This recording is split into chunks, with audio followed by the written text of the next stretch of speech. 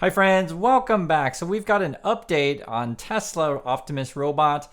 You can see it working and functioning right here. And we'll talk about how well it is on its progress and what it means for the stock. So I can see that it's sorting the batteries. Basically, it looks like it's grabbing it from a tabletop and then putting it in a tray. I don't believe they have it picking up the tray, like moving the tray somewhere, right? So it's just doing that one simple task. And then this is like a camera view of like how this thing is going. And there's a key thing that I want to show you guys, and this will sort of demonstrate if you're watching a pumper channel or not, is if they show you the full video. So the full video is about 1 minute and 27 seconds, and it's around the 40-second mark where kind of the most right here, where the most important part is to me. You can literally see there's the robot putting the stuff in the tray, and then you can see the humans basically teleoperating the robot, right? You guys can see it right there. So again, if you watch a pumper channel and they stop the video right here at the 42-second mark, you'll know it's a pumper channel. And the reason why I say that is because I ask you this question, and it's an honest question on anything in life. Do you want to be hyped up with only half truths, or do you want to get the full truth? It may not necessarily be hypey, but it is the full truth, which I try to show you guys. See, there it is. So the people are controlling the robots. You can see it. How far away are they from having the robot do it by itself? The thing is, what I was thinking about is theoretically in this situation, you can program a robot to do like repetitive tasks over and over again. So basically it's following a routine / program, but it's still not the situation where it's autonomous, these kind of things. Here they have the robot walking through an office and then they literally speed up. I'm not touching the screen at all, right? So, how that was them speeding up. So how fast does this thing work on its own? And when we're watching this footage here, is this normal speed or is this also speeded up? So that's a question that I have, right? And it's kind of, you see how they, who knows? And that particular office, the joke is maybe that is the supercharger office where they fired all the people, but obviously it's not funny until the people got fired. So I just wanted to point this out there. Again, if you're watching a channel and they skip the, right here and they cut it and don't show you this part here, you're watching a pumper channel. The Tesla stock is currently trading at 181. I was just looking at the chart here. It seems pretty evident to me that it's in a downward trend. You guys can see it. So it's kind of trading in a range, right? You guys can see that. And can it get back over 200 and hold it? If you want any sort of upward momentum, that's what it's got to do. If you do want to pull out, and you can, and look at it, longer, this is the 5-year chart. You could make the case, it has an upward trend like so. I mean, you can make that case, but it's two competing theories. So you have to decide for yourself. And this is sort of where you can't just look at stock charts. You also got to look at the news on things. For example, Honda recently, I won't say recently, I'll just say Honda made a robot called the Osimo. If you're young and you've never seen this thing before, you wouldn't know. And I'm showing you this thing because if Tesla came out with a robot like this that could, shake your hand, and later, and has the camera stuff, it's showing you how well it's tracking. And it can I think it can dance with you, or it can play soccer with you. That's right. So, they roll out the ball to the thing, and then it's like, okay, I'm going to kick it, and can the Osimo score? Right, there's the goalie. Can you do it? Can you do it? Come on, Osimo. And then again, this is from Honda.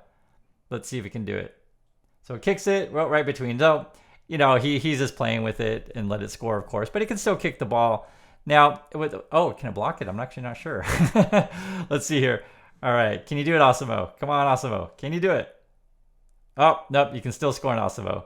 Yeah, so the reason why I'm showing you guys this stuff is, if just imagine if Tesla bot came out with this kind of video, I'm sure the fanboys would say, oh my God, guys, it can shake your hand and it can, play soccer with you and look how awesome it is, right? But you have to understand this Honda thing, or Honda, I should say, came out in August 4th, 2014. This is 10 years ago, okay? And whether or not this thing is talking about the Optimus as super advanced, I would argue it's just okay. I don't think it's anywhere near where Boston Dynamics is from what I can tell. And I'm just being honest with you. I'm just looking at the thing. I'm showing you what Honda did 10 years ago. Also, too, I want to show you guys this. This is Tesla stock, and this is one of the numbers that I think it's a good number to track, is institutional ownership. So currently, Tesla stock has an institutional ownership. I can see here of 43.66%. And to give you guys a rough comparison to other stocks, so this kind of what it shows you is like, is this retail or institutions buying. Tesla is the most popular retail stock. Let me give you an example just for comparison. Here's a NIO stock, right? That's the Chinese car maker. Institutional ownership, 19.81%. So institutions are like, no way, I'm getting out of this. I think the only one, at least I won't say only, but I think at one point, Kathy Wood Ark had this stuff. You guys can correct me if I'm wrong. I think they were buying NIO. But whether or not like all the other ones were, who knows? Maybe they were buying in very small portions, but again, only 19%. And then Apple, for some comparison, institutional ownership is 60%. So again, Tesla's at 43, NIO's at 19, Apple's at 60%. That's institutional ownership. The other thing too I want to show you guys is if you watch pumpers and pumper channels, they'll be like, oh my God, Tesla Robotics division is way bigger than Tesla's current automotive division, going to be, that is. Everyone is going to want a robot in the future. So that's sort of what it's like in pumper land.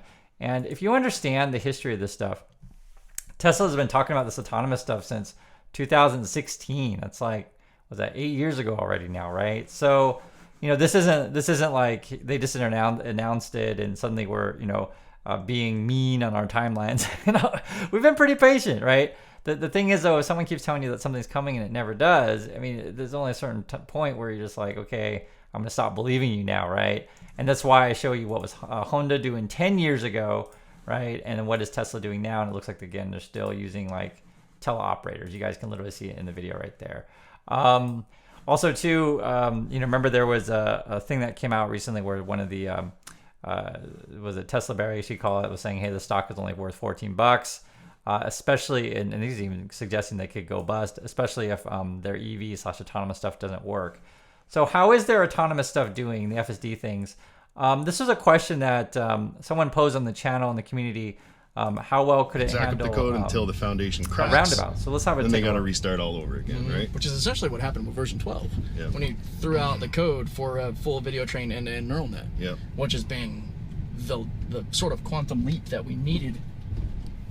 That was good. He saw that he was coming, paused for a second, and then just said, "All right, let's go." I'm super happy. Not a single curb touch.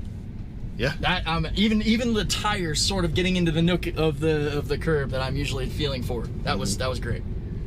Okay, so that's a typical video that you'll see of a Tesla fanboys and fangirls out driving the car. Oh my God, look how awesome it is in the American suburb. We just did a roundabout, yay! and I was kind of curious how we do roundabouts, but it's always a sunny day and always two dudes like that with beards for some reason. I don't know, they all got beards. I don't know. But this is actually a more realistic case of it. I was reading about this. It says here, there are a lot of overly optimistic Tesla fans who think the Optimus robot is about to enter volume production. But that's just not true. It will likely take another 5 to 10 years of development before it can even be considered. I'm pointing that out. Neither FSD nor Optimus is ready yet. Progress chart done below by EdgeCase. So this is a progress chart. And this is actually really good. I was looking at this. This was just put out recently. So this is April 30th, I think. And basically, actually, I think I can blow it up this way. It may be easier to look. Yeah, this is fine. I can look at it this way. This sort of like different things that you want to consider, how to judge a car / FSD / robot, whatever. So some of these ones are like traffic cop, hand signal navigation. They're all at 1. So 1 being not good. I think 10 being good, 1 being not good. Some things the FSD is good at. It says smooth hairpin turns, so that I guess they said that's improved. So if you read this chart, it's comparing like version 10 to version 12. So your 10s are your turns, I guess, are doing okay. Slow down over speed bumps, 9s. It says it's given it currently. This is occurring to this particular person. Everyone has different metrics. So the reason why I'm showing this chart is that it's all over the place. Potholes, saying FSDs just can't do it. It's at a 1. Avoiding coasting and blind spots, a 1. Proper behavior at yield signs. So that part is improved. I can see it's gone from 3s to 7. And again, you'd want to look at multiple reviewers / test drivers on this stuff. I'm just showing you this just to give you an idea of like where the blind spots are, where the parts it can't do. Understanding special road signs, that's at a 1. Stopped school bus. So they have it at 2, so it's can't do school zones, I guess, very well, or school buses, I should say. It's a better way to say it. Avoid debris / hazards on the roads. That's improved, but it's still in the red. Reverse U-turn. So I guess it's gotten better at U-turns. But yeah, parking's not good, as according to this one. This is Robotaxi specific, I see. So there's a lot of different metrics on this, and the one thing that someone was suggesting is when you evaluate robots like this is like, you know, we should have different metrics. That's why I mentioned when I first saw this, I was like, okay, you can do, say, this task of, you know, someone teaching how to move one object to one place to another, but what about, say, moving the tray? And again, we're a long ways away. This is the Boston Dynamics. I've showed this video before, but if you haven't seen it, it's pretty nuts. The way that it moves, etc., is crazy. So, you know, to me, this is pretty obvious that this thing is years ahead of Tesla. And, you know, Tesla's trying to put out these videos to try to save the stock and, you know, get Elon his pay package. But, you know, if you watch on the pumper channels, you're going to believe it. But, you know, I try to show you guys everything. And that's sort of my point of when I do this stuff. It's not that I hate Tesla or hate Elon Musk. That's idiocracy. It's just that I want you guys to learn the full truth and just see the world in a different perspective. Do you want half truths and hype, or do you want full truth and understanding, right? So this is just the Atlas testing, and Boston Dynamics says, hey, look at all those times we failed and we've improved our robot, etc. But they've been working on it a long time. You can look at this one too. This is actually from, was it 3 years ago? How well their robot dog thing can pick up stuff, right? Put it in the basket and, you know, focus on maybe cleaning your house. So like an actual, you know, task. And would I want this in my house? Probably not. That's just me. But everyone may have different, you know, feelings. Maybe I'd want this out, and if I was a farmer, or not necessarily a farmer, but just landowner in a country rural side area, and I want to pick up, you know, lots of big objects like that, that kind of thing. Maybe you'd want that. The other thing too, which I like to point out with you guys, this is a person who actually was testing FSD in San Francisco and in Shanghai, and I want you to hear what he has to say about it. It's interesting. Have a listen. XNGP isn't miles ahead of Tesla FSD, but it did feel more confidence-inspiring in some very complex situations. So what's he doing? What he's doing here is, I think he's testing like XPeng's driving situation, and then he also tested Tesla's FSD thing in San Francisco. So it's just comparing the two. San Francisco, and I think he's in Shanghai, I want to say. That I encountered here in Shanghai. Situations that were certainly much more complex than anything that I saw while driving in California. Part of that has to do with the fact that it still relies on HD maps, which means it's easier for it to avoid simple mistakes such as going straight in a turn lane. I want to be crystal clear on this. I am not insisting that the Chinese systems are perfect. Indeed, there have been circumstances in which I was using a Chinese driver assistance system and it made decisions that made me feel unsafe. However, it made those decisions in the context of a Chinese city. San Francisco might be a complex city by American standards, but by Chinese standards, I mean, honestly, it pales in comparison. So that's the part I want you to understand. And so I just want you to see it's not just me telling you guys these things, it's other people say it too. And it depends if you have a passport and if you've been in other countries. It's just, you know, simple. And I understand many of the fanboys and fangirls of Tesla, maybe you've, you know, only ever lived in small town USA and you haven't traveled to other places, you don't know. And so when someone tells you, oh, you know, FSD is going to be everywhere over the world, I'm going to sell a copy to every country everywhere, it's just not true. You know, for example, this is Mexico. I just, you know, pull up some traffic, just kind of the conditions. It's not the same than what you see in USA. You have a lot more pedestrians, bicycles, motorcycles. Maybe some people don't obey traffic laws.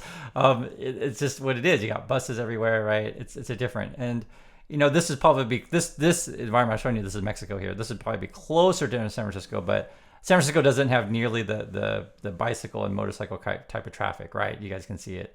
Also, too, for example, this is Shanghai. I've showed you this guy before on another video, but I just want to show you again. A lot of the sort of situations in other countries, they don't even have stoplights or stop signs that are really that clear. These are the driving conditions, and again, it depends on your experience in the world. And so this is try to expose you guys to as much as I can, which is education. And it's perfectly frank. And if you don't know, I was a professor for about 10 years. I taught in China. I taught in the U.S. and I also taught in Korea. So I've taught in different places, and I've lived in different countries. And I just know how it is. It doesn't mean that the robots, you know, are completely useless. Just when people try to, you know, suggest that we're really close, it's going to happen next year, we're pretty far away from that. This is actually in Vietnam, so this would be Saigon. Again, no traffic lights. And if you've ever driven in these kind of environments, it is pretty crazy. But, you know, they make it work somehow. Can the robots navigate this stuff? I mean, you're still just years away. And then the other thing is to really get it to work efficiently, I think everyone on the road would need to have it, right? So if everyone everywhere in the whole world had the same robots, yes, theoretically it could work. But then the problem is you run into whole hacking issues, right? If someone takes over the whole network. Here's an example of traffic in India. And the question, this cow's just walking on the street, etc. Question I pose to you is FSD coming to India? Is it really like we're all going to buy this thing? And moreover, even if it does work, is everyone just going to buy the Tesla version at $100, $200 a month all around the world? It's a pipe dream, guys. And I know and this is a situation like in Europe when you're on these kind of crazy roads. Can FSD do this kind of stuff? Who knows, right? Most of the FSD videos that I see, it's always the same couple of fanboys, fangirls, and American suburbs doing American suburb stuff. And it's see that kind of stuff. I want to show you. See how like when you're driving, you have to like point to the driver. Okay, you go that way, I'll go this way. You go that way. Like robot drivers, it's not going to happen, right? If you guys drive a car, if you watch in this channel, if you're interested in this stuff, you've probably driven before. You know exactly what I'm talking about. You give each other hand signals, you talk, or you're at an intersection and you say, okay, your turn to go, my turn to go. It's just the real world, and so this is sort of why I try to show you guys, hey, this is the real world, guys. And if the real world scares you, I don't know what to say. I prefer to live in the real world, and that's sort of what I like to talk about. And it's fun to actually talk about the real world. How close are they to doing it? I'm fine talking about it, but I'm not going to hype you up on nonsense. I'm going to try to show you like these kind of charts and like think about from a fuller perspective. So anyway, love to hear your thoughts on these things, and what do you think? How far are we away from robots driving everything and human robots? And did you know about the Honda situation with the Osmo? I think it's funny that you look back 10 years from now, and like I said, if this video came out and you put a Tesla brand logo on the Osmo, then suddenly the fanboys would be jumping up and down, I promise you. So anyway, that's my thoughts, and I'll catch you next video.